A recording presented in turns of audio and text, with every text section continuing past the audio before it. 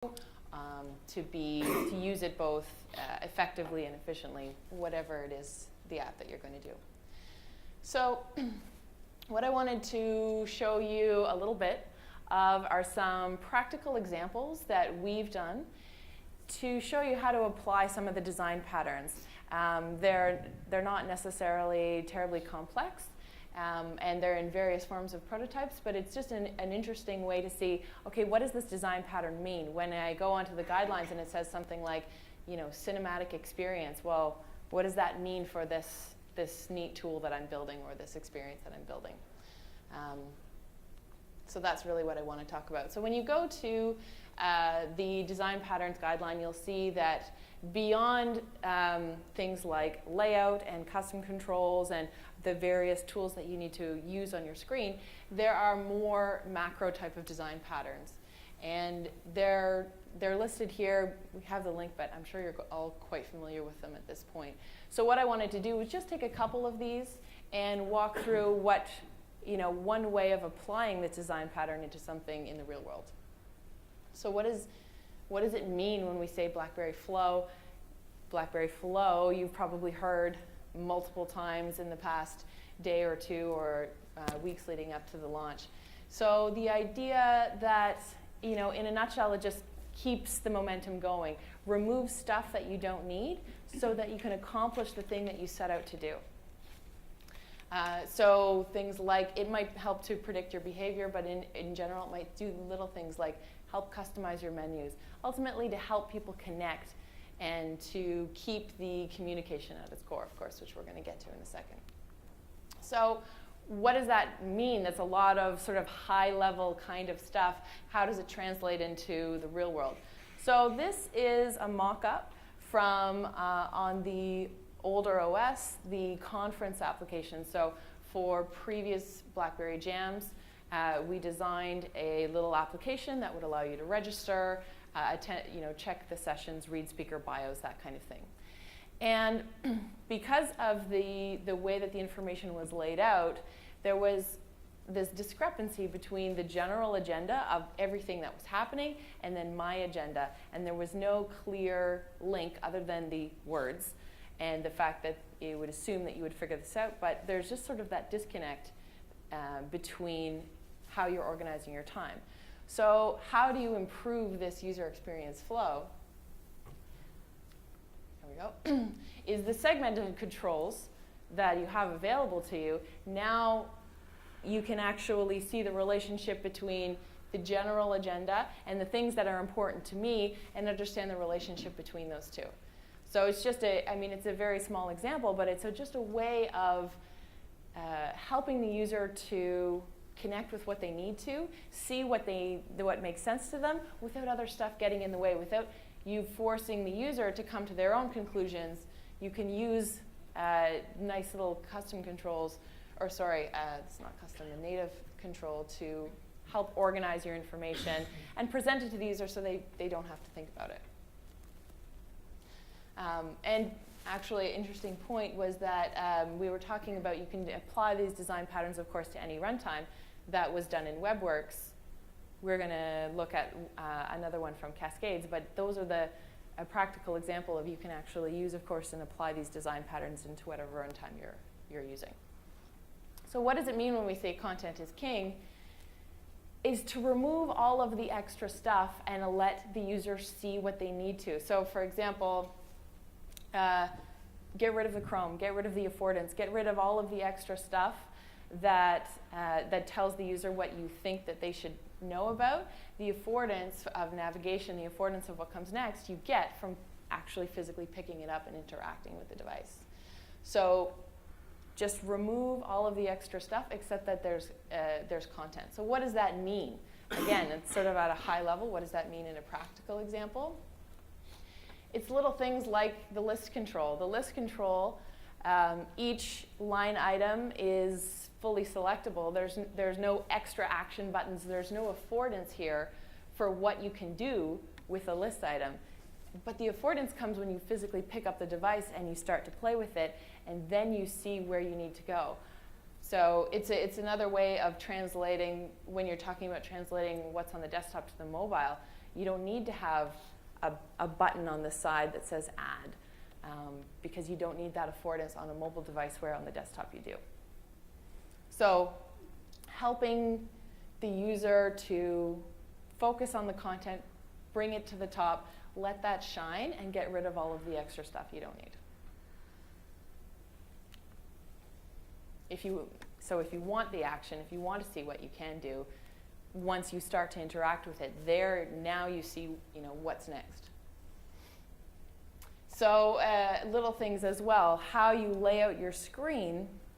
So for example, and at this point you're getting quite familiar with them, but the main action items over on the side, or over on the bottom, the main tabs, you don't need to see the entire information architecture whenever you launch the app, but you can access it at any time. So there's the collapsed state and the expanded state.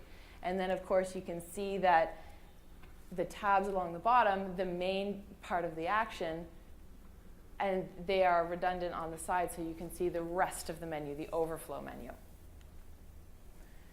So that was the conference app that was built for this conference, and that was done in WebWorks. This is an example now that I'm going to show you. It was an exercise that we did to understand the design patterns of BB10 before the launch. So we took an app that was a Windows 8 app that we built just called Talks, and organizing various talks and speakers that you can take a look at. And then we ported it over to BlackBerry 10 to try out practical examples of how to apply the design patterns. So that's my intro to say, we want to talk about communication at its core again, and what does that mean to have a cinematic experience. So I'll take you through an example that will sort of show you how to apply both of those design patterns. So in the Talks app, once you've, in the BlackBerry 10 version, if you've selected a talk to take a look at this video, there's John Hodgman talking about design. And there is the example and there are the controls, but once you've been watching this for a few seconds, those fade away. You don't need to have them. The content here is what is king. You bring it up to the center and let the user focus on what they want to do. Of course, translating it into landscape allows for an efficient ergonomics use of the device. But let's say, here I'm talking about you don't need to have the affordance there, because when you pick up the device and you start to interact with it, that's when you see the navigation come through. So you can pick it up and your controls come back. Because when you're watching it, you're simply not interacting with it. You're more in a passive state. Once you're in an active state, you're probably looking to do some actions. So when you pick it up, it fades in again, and you can interact with the menu. If you swipe up, you scroll more to see more of the bio. Sorry, Dan, I jumped into the slide. So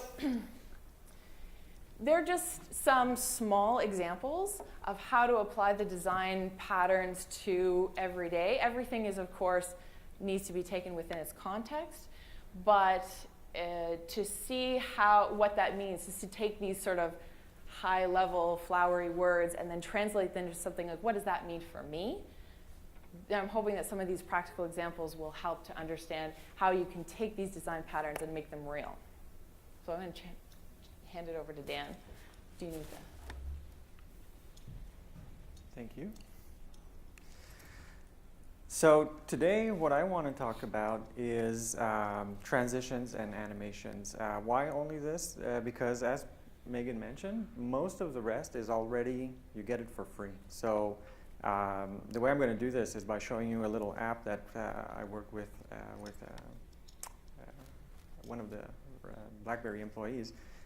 We took the Weather Guesser app, it's a sample app, and we transformed it to a history app. And really everything was just there. And I want to show you the app. So how do I do this? HDMI. Okay. So see, in this app, we already have like the pretty title bar, the action bar at the bottom, everything that Meaghan mentioned, that was already there. I didn't really have anything to do. And I was able to focus on adding other fun stuff to the app. And transitions and animations are really my favorite thing, that favorite feature in Cascades that I can use quickly to just make something prettier. And we can go through this app and see what we could improve. So I'll just start it back, and so pay attention.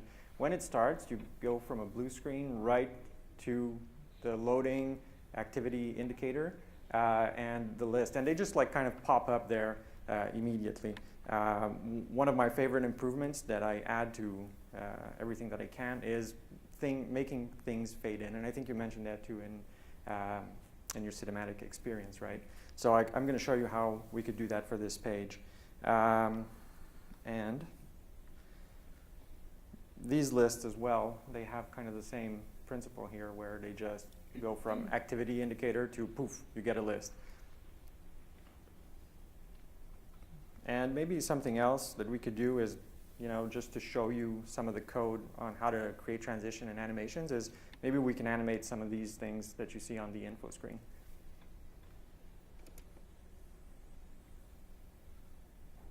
Clicker.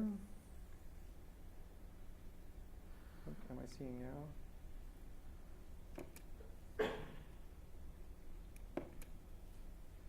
All right.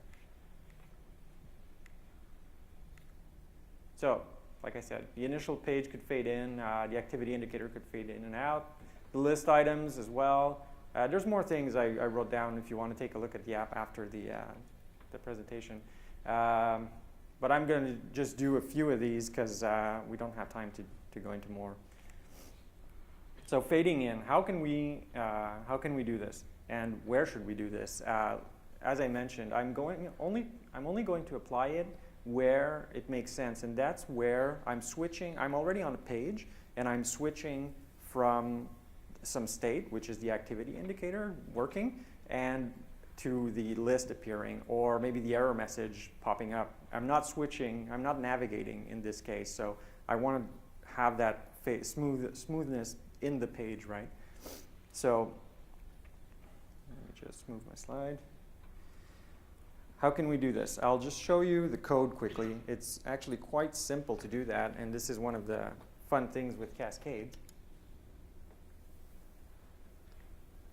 So this is the diff for my continent cities page. That's where you saw the list of cities for a continent. I'm sorry, I can't go through the QML on how to create that page right now, but I'm just going to show you how easy it was to make the list view fade in. All I did is I initially set it to not be visible, and I attached a fade transition to it of a duration of like 1 second that will transition it from 0 opacity to 1.